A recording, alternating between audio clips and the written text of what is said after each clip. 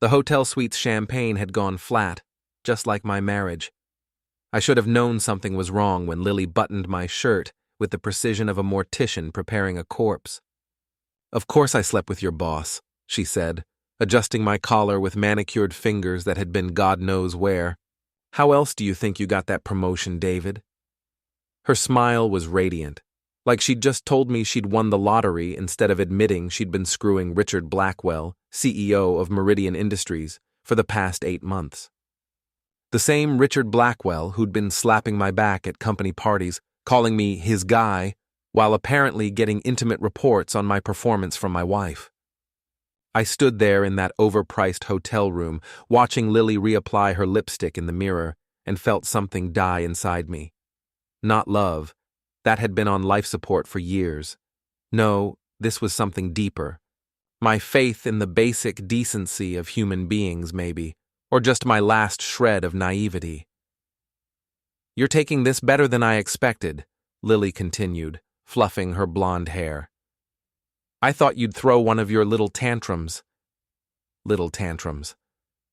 That's what she called it when I dared to express an opinion that differed from hers. When I questioned why she needed a new BMW every 2 years, or why our daughter Emma seemed to think money grew on trees, or why Lily's brother Jake had suddenly become so interested in our family finances. "I'm processing," I said, which was true. I was processing how to destroy her life without going to prison. Lily laughed, that tinkling sound that had once charmed me and now made me want to throw things. Processing. God, you're so analytical. It's like being married to a computer. A computer. Right. The same computer that had built our comfortable life from nothing, working 60-hour weeks as a software engineer while she climbed the corporate ladder at Meridian. The same computer that had apparently been too stupid to notice his wife was literally sleeping her way to the top. "Does Emma know?" I asked. "Know what?" "That her mother is a whore." The slap came fast, but I'd been expecting it. Lily's face had gone from smug to furious in the span of a heartbeat. Good. I wanted her angry. Angry people make mistakes. "Don't you dare," she hissed. "Don't you dare act like you're the victim here. You've been emotionally absent for years. Dead weight. I did what I had to do for this family. For this family." I touched my cheek where her hand had connected. "Is that what you call it when you're bent over Richard's desk?" Another slap attempt, but I caught her wrist this time. Her skin was soft, pampered by expensive creams and spa treatments that I'd paid for. How thoughtful of me to subsidize her adultery. "Let go of me," she said, but there was something in her eyes now. Not fear exactly, but a recognition that maybe she'd pushed too far. "I'll let go," I said quietly. "I'll let go of everything." I released her wrist and walked toward the door. Behind me, I could hear her scrambling to follow. "David, wait. We need to talk about this like adults." I paused with my hand on the doorknob. Adults don't sleep with their spouse's boss for career advancement, Lily. That's what children do when they can't earn things on their own merit. "You sanctimonious bastard," she spat. "You think you're so much better than everyone else? Well, guess what? Your precious moral high ground doesn't pay for Emma's college or keep this family afloat. I do what works." I turned back to look at her one last time. She was beautiful. I'd give her that. Even flushed with anger and guilt, Lily was the kind of woman who turned heads. Too bad I was finally seeing what was underneath all that polish. "You're right," I said. "I am better than you. And by tomorrow, everyone else will know it too." I left her standing there in that hotel room, probably already reaching for her phone to call Richard and warn him that the husband was getting uppity. Let her call. Let them both panic. I had work to do. The drive home gave me time to think, which was dangerous. Thinking led to planning, and planning led to the kind of revenge that would make Lily wish she'd just asked for a divorce like a normal person. Our house sat in the middle of Oakwood Heights. the kind of suburban paradise that looked perfect from the outside and rotted from within. I'd bought it 7 years ago, back when I still believed in things like happily ever after, until death do us part. The mortgage was in my name, the utilities were in my name, and thanks to a prenup that Lily's father had insisted on, most of our assets were in my name too. Funny how that worked out. I spent the next 3 days playing the role of the oblivious husband while quietly building my case. Lily, emboldened by my apparent acceptance of her confession, became sloppy. She left her laptop open, took calls from Richard in the next room, and even had the audacity to bring home flowers that he'd sent to her office. "They're beautiful," I said, examining the card. "For services rendered. How thoughtful of Richard to appreciate your hard work." Lily actually blushed. "He's just grateful for the Henderson Project's success." The Henderson Project. Right. I happen to know that Lily's main contribution to the Henderson Project had been scheduling meetings and ordering catered lunches. But apparently, her horizontal contributions had been more valuable. I began documenting everything with the methodical precision that had made me successful in software development: screenshots of text messages, copies of hotel receipts, credit card statements showing charges at restaurants I'd never been to. Lily was building a paper trail that would make a forensic accountant weep with joy. The real gold mine was her laptop. Lily had never been particularly tech-savvy, which meant her idea of computer security was using password 123 for everything. I found emails that made my stomach turn, photos that I wished I could unsee, and most importantly, a spreadsheet. Lily, in her infinite wisdom, had been tracking her affair like a business expense report. Dates, locations, gifts received, and in a column labeled ROI, notes about promotions, raises, and company perks that had resulted from each encounter. She'd literally turned adultery into a profit and loss statement. My personal favorite entry was from 3 months ago: dinner at Le Bernardin, overnight at Plaza. Result: David's promotion approved. Note: R, particularly responsive to new lingerie. I sat in my home office, staring at that spreadsheet, and felt something cold settle in my chest. This wasn't just betrayal. This was calculation. Lily hadn't fallen for another man. She'd turned herself into a commodity and sold herself for my career advancement without bothering to ask if I wanted to be part of the transaction. The irony was beautiful in its cruelty. Every success I'd had at Meridian for the past 8 months was tainted by the knowledge that my wife had earned it on her back. Every congratulations from Richard, every bonus, every pat on the head, all of it purchased with Lily's body.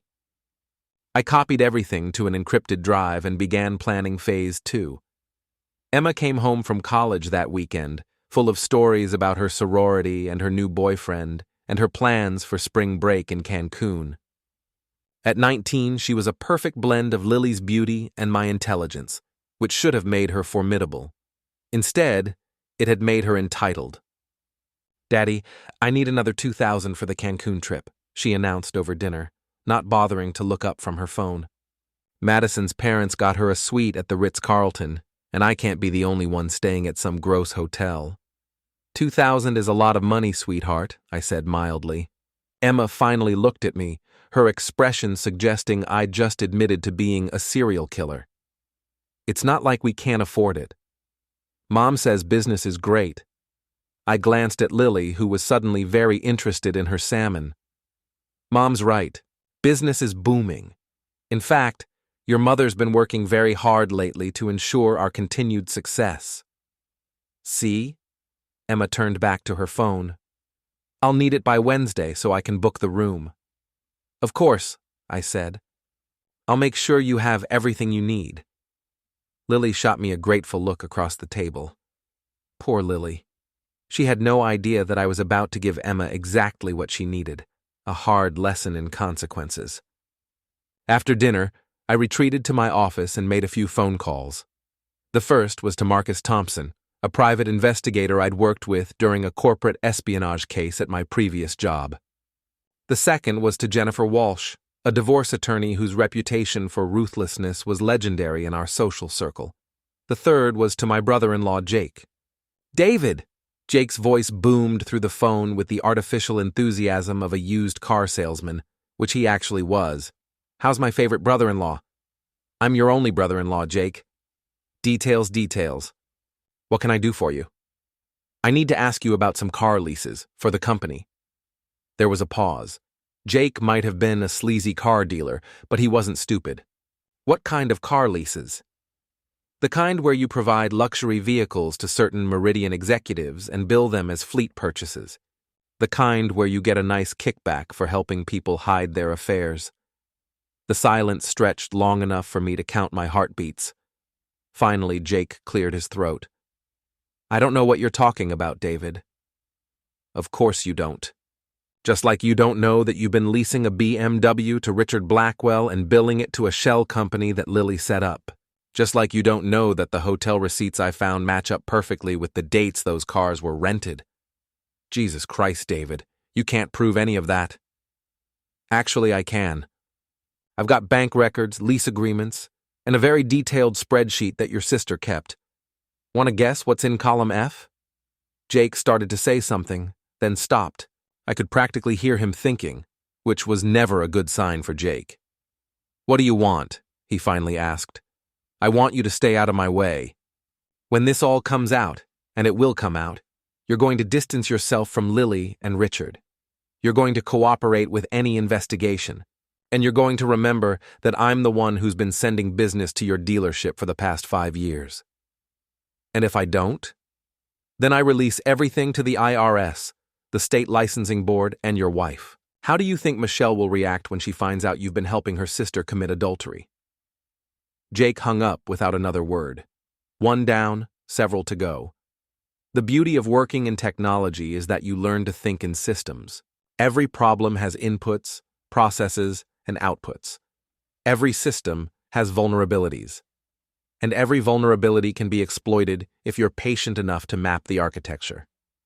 Lily's system was surprisingly simple. She'd built her affair on a foundation of arrogance, assuming that I was too stupid or too complacent to notice what was happening under my own nose. She'd involved Jake to handle the logistics, Richard to provide the rewards, and Emma as unwitting motivation. After all, someone had to pay for that expensive lifestyle. But every system has dependencies, and I was about to start breaking them. I began with the friends. Lily's social circle was a carefully curated collection of corporate wives and ambitious professional women who met every Thursday for what they called wine and wisdom, but what I'd always thought of as gossip and backstabbing. These were the women who'd been watching my marriage disintegrate from the front row, probably taking bets on when Lily would finally leave me for someone more successful. Marcus Thompson earned his fee that week. The photos he provided were everything I'd hoped for and more. Lily and Richard at restaurants, holding hands like teenagers. Lily and Richard entering and leaving hotels. And my personal favorite, Lily at Wine and Wisdom, gesturing animatedly while her friends leaned in with rapt attention, clearly getting the play-by-play of her affair. I had Marcus deliver copies of the photos to each member of Lily's social circle, along with a note. "Thought you'd enjoy seeing Lily's latest presentation." She's always been good at sharing details. The calls started within hours. "David, I had no idea," said Patricia Morrison, wife of a Meridian board member. "If I'd known Lily was putting you in such a difficult position, I would have said something." Sure she would have. Patricia had been encouraging Lily's independence for months, probably hoping to live vicariously through her friend's adventure. "I appreciate that, Patricia. I'm sure you'll understand if Lily and I need some space from the group while we work through this." Of course. Whatever you need." What I needed was for Patricia to spread the news through their social network like wildfire, which she did with the efficiency of a professional gossip. By Friday, everyone in our circle knew that David Chen had evidence of his wife's affair and wasn't taking it quietly. The second domino fell when I visited Emma at college. She was in her dorm room, surrounded by the kind of expensive clutter that only comes from having parents who never say no. Designer clothes, the latest iPhone, a laptop that cost more than most people's monthly salary. "Daddy!" She hugged me with genuine affection, and for a moment, I almost felt guilty about what I was going to do. Almost. "I wanted to talk to you about your mother," I said, settling into her desk chair. Emma's expression shifted from happy to wary. "What about Mom?" "She's been having an affair with my boss. For 8 months. The words hit her like a physical blow. Emma actually staggered backward, her face going pale. "That's not true," she whispered. "I have proof. Photos, emails, financial records. Your mother has been sleeping with Richard Blackwell to advance my career, and she's been tracking it like a business expense." I pulled out my phone and showed her one of the milder photos, Lily and Richard holding hands at a restaurant. Emma stared at it for a long moment, then sank onto her bed. "I don't understand," she said. "Your mother decided that my natural talents weren't enough to provide the lifestyle she wanted, so she supplemented them with her own skills." Emma looked up at me with tears in her eyes. "What are you going to do?" "I'm going to divorce her. I'm going to expose the affair, and I'm going to make sure everyone knows exactly what kind of woman Lily Chen really is." What about me? What about college? And there it was, the question I'd been waiting for. Emma's first concern wasn't about her parents' marriage or her mother's betrayal. It was about how this would affect her lifestyle. "That depends," I said carefully. "Your mother made choices that affected this entire family. Now you get to make a choice too." "What kind of choice?" "You can stand by the woman who destroyed our family for money and status. Or you can stand by the man who's been paying for your education, your car, your apartment, and your spring break trips." It was manipulative, I knew that. But Emma was 19, not 9. She was old enough to understand consequences, and I was done protecting her from the reality of her mother's actions. Emma was quiet for a long time, staring at the photo on my phone. Finally, she looked up at me with something that might have been respect. "What do you need me to do?" The Meridian Industries annual investor meeting was scheduled for the following Thursday. 300 people, including board members, major shareholders, and the financial press, would gather in the downtown convention center to hear Richard Blackwell explain why they should continue trusting him with their money. I'd been planning to attend anyway.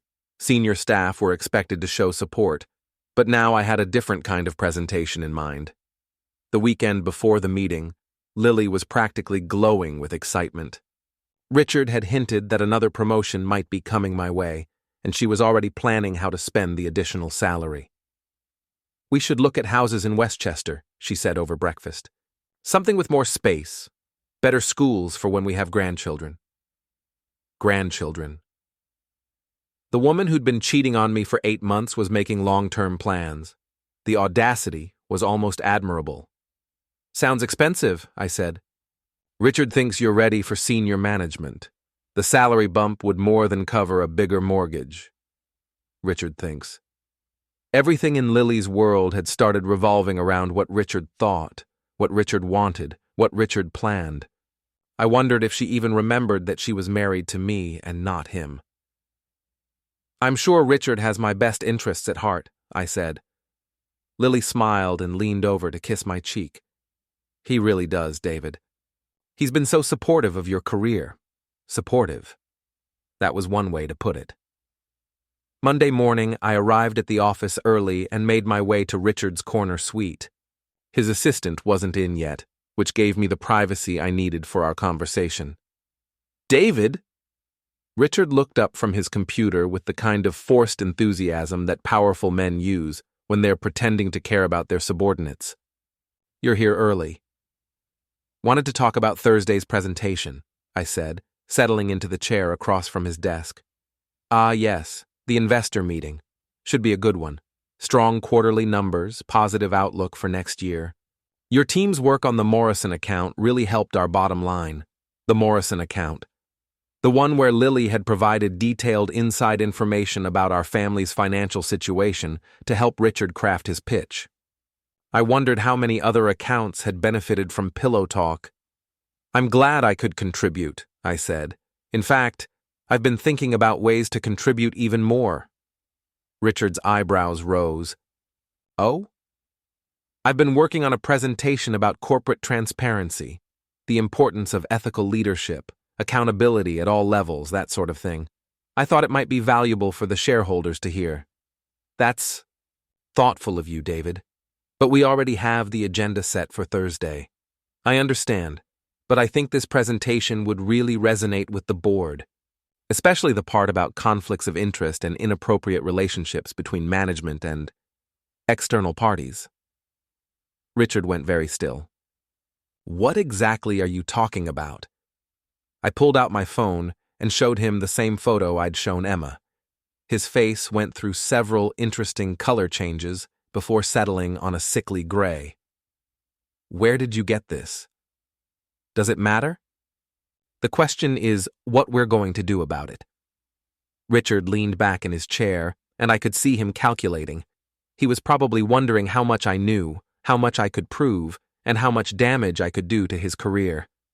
David, I think there's been a misunderstanding. No misunderstanding. My wife has been sleeping with you for 8 months in exchange for career advancement. You've been using company resources to facilitate the affair, and you've both been stupid enough to document everything. What do you want? The question I'd been waiting for. I want you to resign, today. I want you to recommend me for your position, and I want you to stay away from my wife. Richard actually laughed. You're out of your mind. I'm not resigning because your wife decided to upgrade. Upgrade? I felt something cold and sharp settle in my chest. Is that what you call it? Face it, David. Lily came to me because she was tired of being married to a middle manager with no ambition. She wanted someone who could give her the life she deserved. And you were happy to oblige. I was happy to appreciate a beautiful, intelligent woman who was being wasted on someone like you. Someone like me. The someone who'd built the software architecture that had increased Meridian's efficiency by 30%. The someone who'd worked 18-hour days to make sure Richard's pet projects stayed on schedule and under budget. The someone who'd been too busy being loyal to notice that loyalty was a one-way street. You're right, I said, standing up. Lily does deserve better than someone like me. She deserves exactly what she's going to get.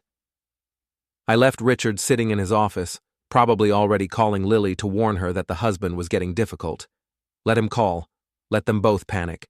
Thursday was going to be very educational for everyone involved. The Meridian Industries investor meeting was held in the grand ballroom of the downtown Marriott, a space designed to make corporate executives feel important and shareholders feel confident. I arrived early, dressed in my best suit, carrying a leather portfolio that contained everything I needed to destroy 2 careers and 1 marriage. Lily was there, of course, sitting in the section reserved for senior staff families. She looked beautiful in a navy dress that probably cost more than most people's monthly salary. She waved at me with a smile that didn't reach her eyes. Richard had obviously told her about our conversation. I took my seat in the employee section and waited. The presentation began with the usual corporate theater, charts showing growth, graphs demonstrating market share, projections that painted a rosy picture of Meridian's future. Richard was in his element, commanding the room with the kind of confidence that came from believing you were untouchable. Our success this year has been built on the dedication and integrity of our entire team, he said, gesturing toward the employee section. We've maintained the highest ethical standards while delivering exceptional results for our shareholders. Ethical standards. I almost laughed out loud. The presentation continued for another 20 minutes, covering quarterly earnings, market expansion, and strategic initiatives. Finally, Richard opened the floor for questions from shareholders and board members. I raised my hand. Yes, David? Richard's voice was carefully neutral, but I could see the tension in his shoulders. I stood up, portfolio in hand. I have a question about corporate governance and ethical leadership. Of course. Specifically, I'm wondering about the company's policies regarding conflicts of interest, particularly when senior executives engage in inappropriate relationships that could compromise their judgment or create liability for the company. The room went quiet. Richard's face had gone pale, but he maintained his composure. "I'm not sure I understand the question, David. Let me be more specific." I opened my portfolio and pulled out a stack of photographs.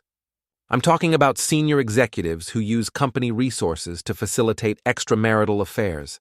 Executives who make personnel decisions based on personal relationships rather than merit.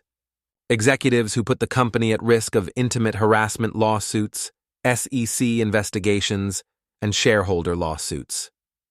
I began walking toward the front of the room, photos in hand.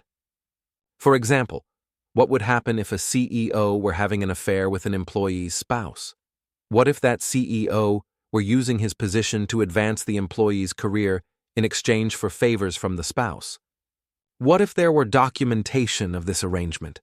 The room erupted. Board members were leaning forward in their seats, shareholders were murmuring to each other, and the financial reporters were suddenly very interested in their notepads. Richard tried to regain control. "David, I think you're out of line here." "Am I?" I reached the front of the room and turned to face the audience.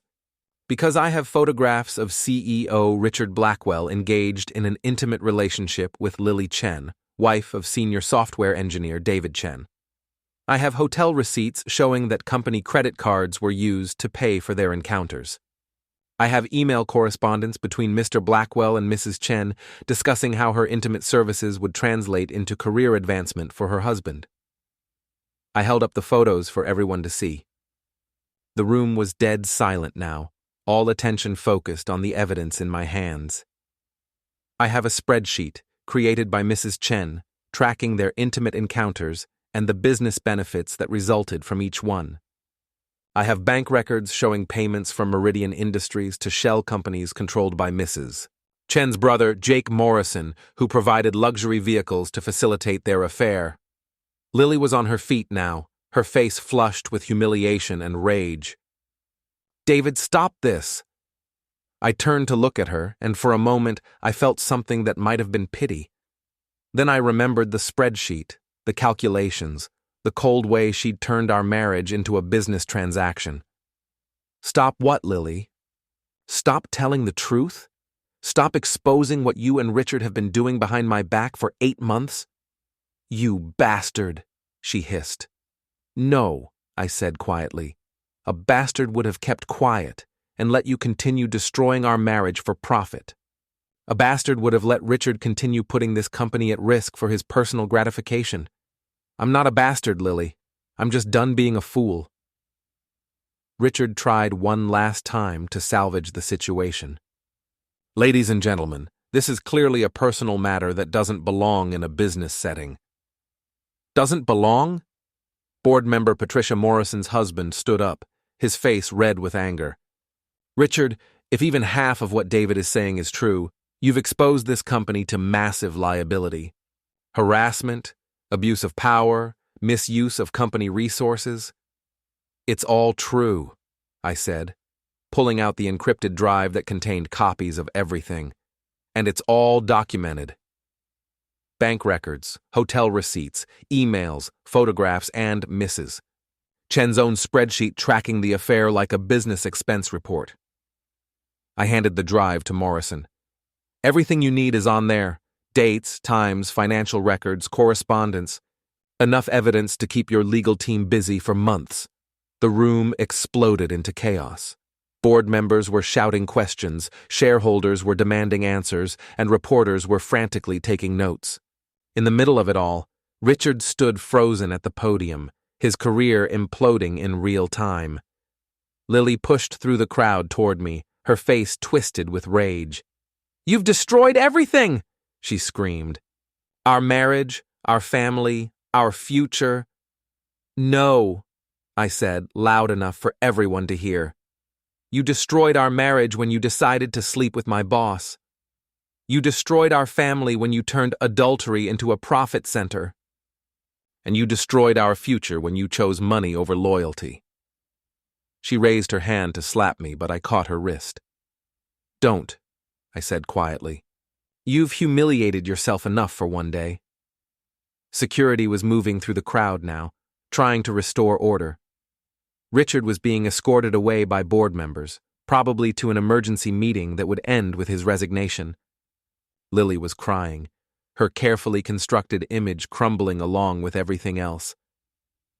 I looked around the room at the chaos I'd created and felt something I hadn't experienced in months. Satisfaction.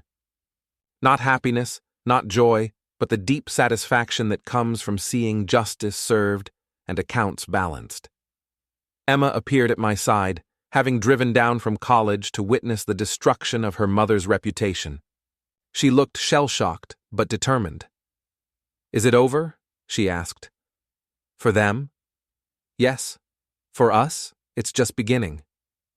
The fallout was swift and merciless. Richard Blackwell resigned within 24 hours, citing personal reasons that fooled no one. The board of directors issued a statement about their commitment to ethical leadership and announced an immediate investigation into potential misuse of company resources. The financial press had a field day with headlines like "CEO Scandal Rocks Meridian Industries" and "Executive Affair Costs Company Millions." Lily tried to control the narrative, but it was too late. The photos, the spreadsheet, and the financial records had been shared with everyone who mattered. Her friends abandoned her with the speed of rats fleeing a sinking ship. The Wine and Wisdom group suddenly had no room for someone who'd been exposed as a calculating adulteress. Jake's car dealership was hit with an IRS audit within a week. Funny how that happened when someone reported suspicious business practices involving shell companies and luxury vehicle leases. His wife Michelle filed for divorce after learning about his role in facilitating Lily's affair. Apparently, helping your sister destroy her marriage was grounds for ending your own. But the real satisfaction came from watching Lily's carefully constructed world collapse piece by piece. She tried to stay in our house at first, acting as if nothing had changed, but I'd been busy during those weeks of planning. The mortgage was in my name, the utilities were in my name, and thanks to that prenup her father had insisted on, most of our assets were legally mine. "You can't just throw me out," she said, standing in our living room with a suitcase at her feet. "I'm not throwing you out," I replied calmly. "I'm asking you to leave. There's a difference. This is my home, too." "No, this is the home you destroyed when you decided to turn our marriage into a business arrangement. You made your choice, Lily. Now you get to live with the consequences." She tried tears next, then anger, then bargaining. None of it worked. I'd seen behind the mask, seen the spreadsheet that reduced our marriage to profit and loss columns. There was no going back from that. Emma helped her pack, which was more kindness than Lily deserved. My daughter had made her choice, and it wasn't the one Lily had expected. "I don't understand how you can side with him," Lily said to Emma as they loaded boxes into Jake's truck, the only person still willing to help her move. "I'm not siding with anyone," Emma replied. "I'm choosing the parent who didn't lie to me for 8 months. Everything I did was for this family." "Everything you did was for yourself," Emma cut her off. "Dad showed me the spreadsheet, Mom.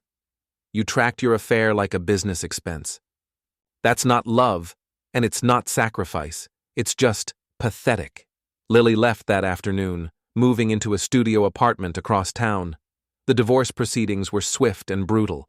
Jennifer Walsh, my attorney, carved through Lily's claims like a surgeon with a scalpel. "Adultery is still grounds for fault-based divorce in this state," Jennifer explained to Lily's lawyer during our first mediation session. "And when that adultery involves detailed documentation of services provided in exchange for financial benefits, it becomes something else entirely." Lily's attorney, a nervous man named Peterson, who clearly wished he was anywhere else, tried to argue for spousal support. Mrs. Chen sacrificed her own career to support her husband's advancement. Mrs. Chen prostituted herself to advance her husband's career without his knowledge or consent, Jennifer shot back.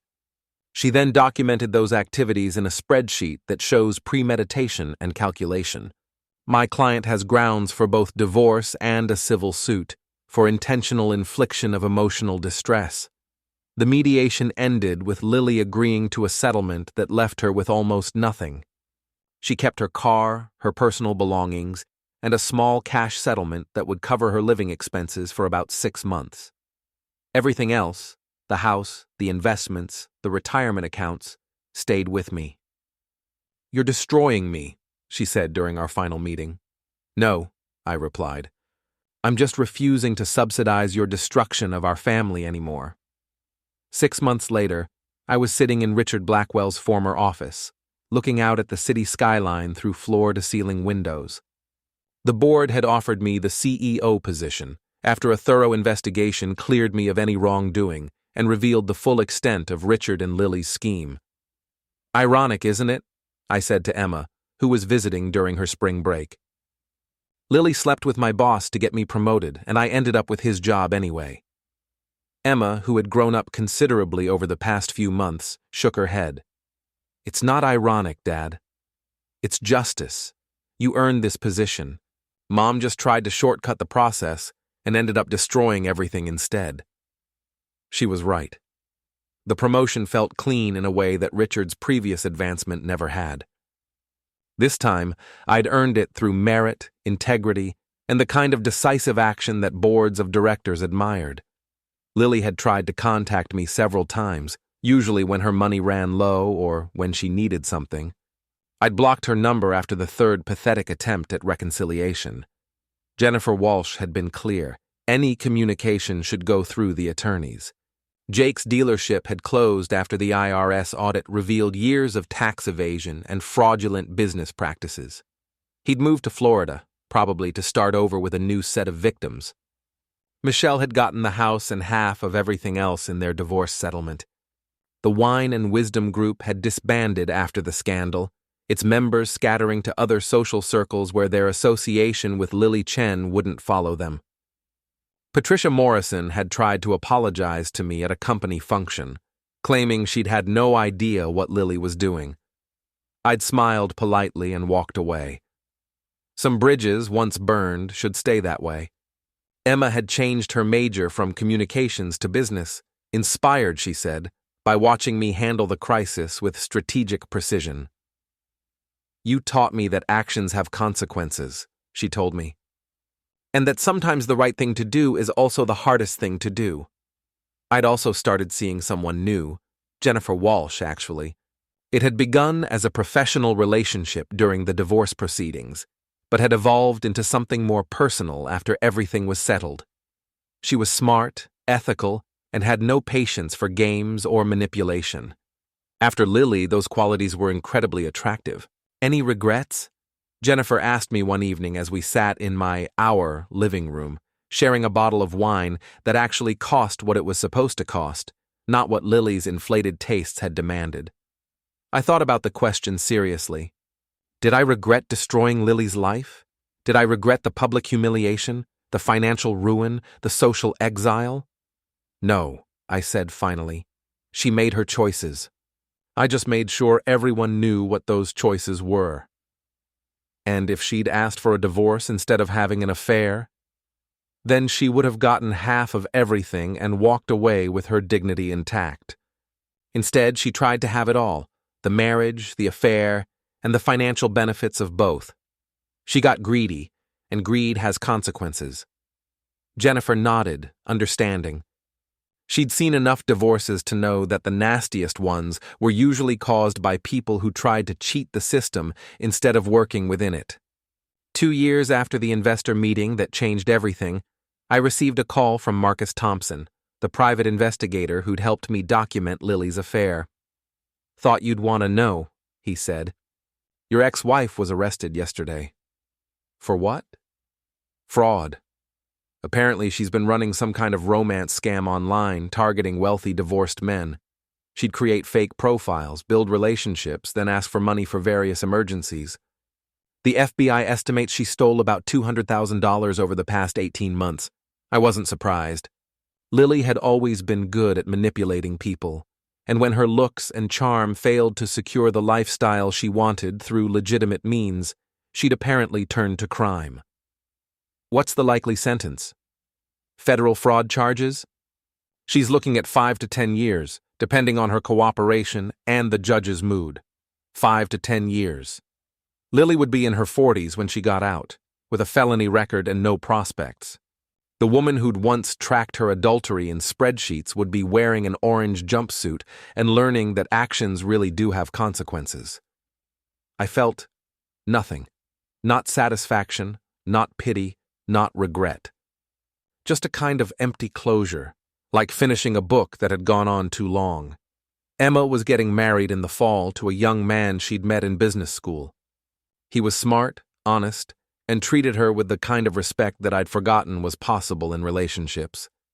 She'd asked me to walk her down the aisle, and I'd said yes, without hesitation. "Will you invite Mom to the wedding?" she'd asked during our planning session. "That's your decision," I'd told her. "But remember that actions have consequences, and some consequences last a lifetime." Emma had nodded, understanding. She'd grown into the kind of woman who made good choices and stood by them.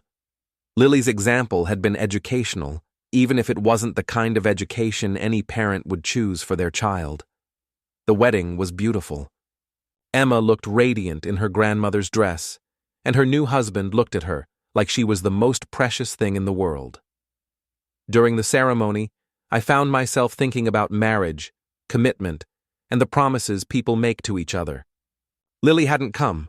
She was in federal custody, awaiting sentencing for her fraud conviction. Emma had sent her an invitation, but it had been returned unopened. Some bridges, once burned, could never be rebuilt. Jennifer and I had gotten married the previous year, in a small ceremony with just our closest friends and family. It was everything my first wedding hadn't been: honest, intimate, and based on mutual respect rather than romantic delusion. "Do you think she'll ever understand what she did wrong?" Jennifer asked me as we watched Emma and her husband dance to their first song.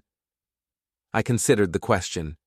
Lily had always been good at justifying her actions, at finding ways to make herself the victim of circumstances rather than the architect of her own destruction. "No," I said finally. "Understanding would require taking responsibility, and Lily's never been good at that. She'll probably spend the rest of her life blaming me for ruining her plans, instead of accepting that her plans were the problem." "And you're okay with that?" "I'm okay with the truth.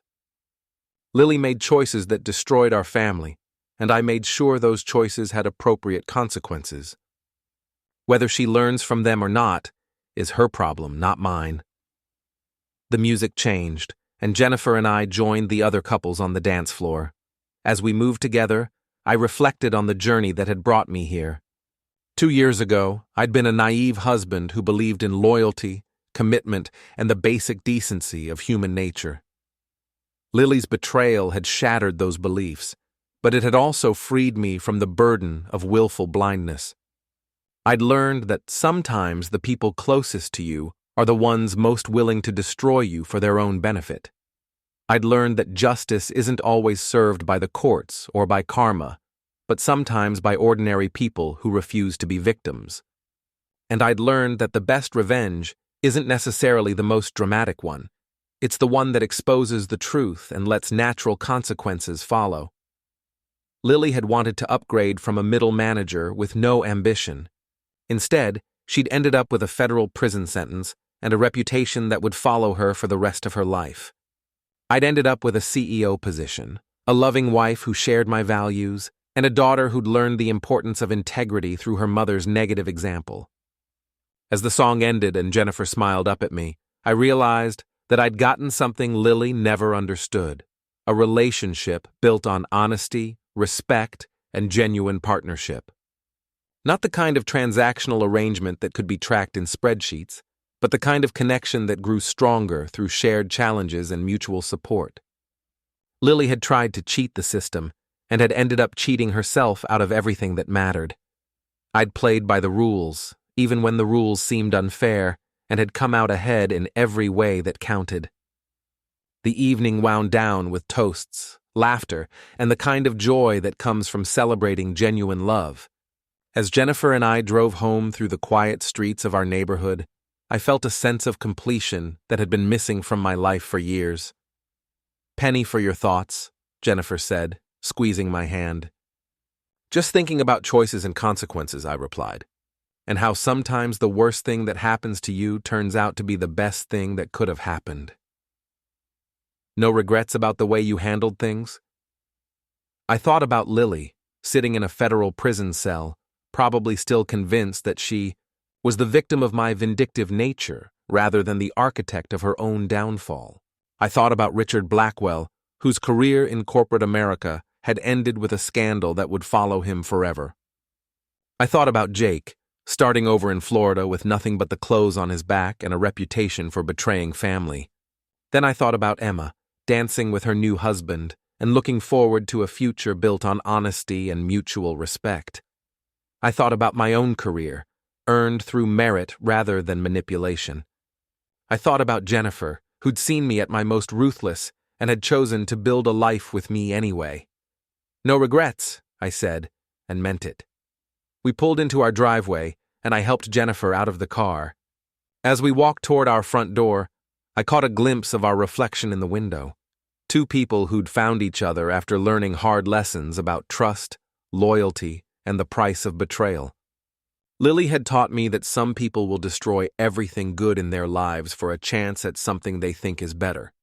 But she'd also taught me that I was stronger than I'd ever imagined, more resilient than I'd ever needed to be, and capable of protecting what mattered to me with a ruthlessness that surprised even me. The house was quiet as we settled in for the night. In a few hours, Emma and her husband would be on a plane to their honeymoon destination, starting their new life together with all the hope and promise that young love deserves. In a few years, maybe they'd have children who would grow up knowing their grandfather as a man who'd faced betrayal with dignity and had emerged victorious through patience, planning, and an unwavering commitment to the truth. Lily would be a cautionary tale if she was mentioned at all, the woman who'd had everything and thrown it away for the illusion of something better. The woman who'd tried to cheat the system and had ended up cheating herself out of the only things that really mattered. As I turned off the lights and headed upstairs, I felt the deep satisfaction that comes from a job well done. I'd protected my family, preserved my integrity, and ensured that justice was served. Not through violence or illegal activity, but through the simple act of refusing to be a victim and insisting that actions have consequences. Lily had underestimated me, and that underestimation had cost her everything. She'd assumed I was too weak, too naive, or too comfortable to fight back. She'd been wrong on all counts, and that wrongness had destroyed her life as thoroughly as her betrayal had initially destroyed mine. But unlike her destruction, mine had been temporary. I'd rebuilt, recovered, and emerged stronger than before. She'd simply fallen, and kept falling, until there was nowhere left to go but a federal prison cell and a future full of regret. In the end, Lily had gotten exactly what she'd earned, nothing, and I'd gotten exactly what I'd deserved, everything.